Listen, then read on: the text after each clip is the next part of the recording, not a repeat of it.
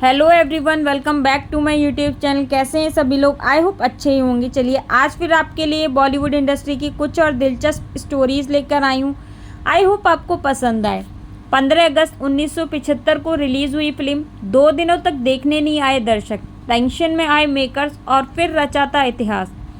आप सिनेमा प्रेमी हो या नहीं, लेकिन आपने इशारों में ये सुना होगा कि शोले कल्ट क्लासिक फिल्म है जिसने हिंदी सिनेमा में इतिहास रचा था। लेकिन क्या आप जानते हैं कि 1975 में सबसे ज़्यादा कमाई करने वाली इस फिल्म को रिलीज़ के 2 दिनों तक दर्शक नसीब नहीं हुए थे।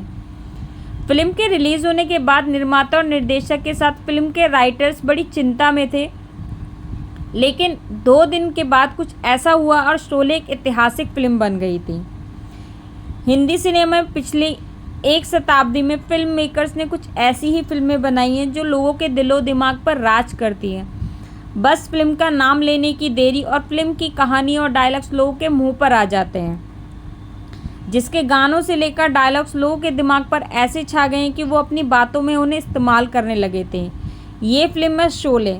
फिल्म में मौसी हो या गब्बर, ठाकुर हो या जय बीरू की जोड़ी, बसंती हो या उनकी धनु, आज सालों बाद भी ये किरदार लोगों के दिलों पर राज करते हैं। 1975 में सबसे ज़्यादा कमाई करने वाली फिल्म शोले का वो राज हम आपको बताने जा रहे हैं, जिसके बारे में शायद 90% लोग अनजान होंगे। अमिताभ बच्चन और धर्मेंद्र की जोड़ी ने दोस्ती के मायने सिखाए थे। बसंती बन हेमा मालिनी ने प्यार को समझाया। ठाकुर ने बताया कैसे बदला लिया जाता है। लेकिन क्या आप जानते हैं कि इस फिल्म के रिलीज़ होने के बाद मेकर्स फिल्म में बड़े बदलाव करने की प्लानिंग करने लगे थे। फिल्म की राइटर जोड़ी सलीम जावेद और डायरेक्टर रमेश सिप्पी टेंशन में आ गए थे। रमेश सिप्पी ने ये राज कौन बनेगा करोड़पति के सेट पर खोला था। दरअसल कौन बनेगा करोड़पति के 15वें सीज़न में उन्होंने वो सच दुनिया के सामने रखा जिससे हेमा मालिनी की भी अनजान थी। अमिताभ ने शो में बताया था कि जब रमेश सिप्पी ने उनसे कहा कि बेंगलुरु में जाकर शूटिंग करनी है, ये सुन बिग बी हैरान हो गए थे और उन्होंने कहा कि बेंगलुरु जैसे हरे भरे शहर में ये शूटिंग कैसे होगी। लेकिन रमेश सिप्पी ने उन्हें बेंगलुरु के रामनगरम नमक गांव में ले गए। उस गांव में न सिर्फ सेट और घर बनाए गए, बल्कि सड़क तक का निर्माण रमेश सिप्पी ने ही कराया था।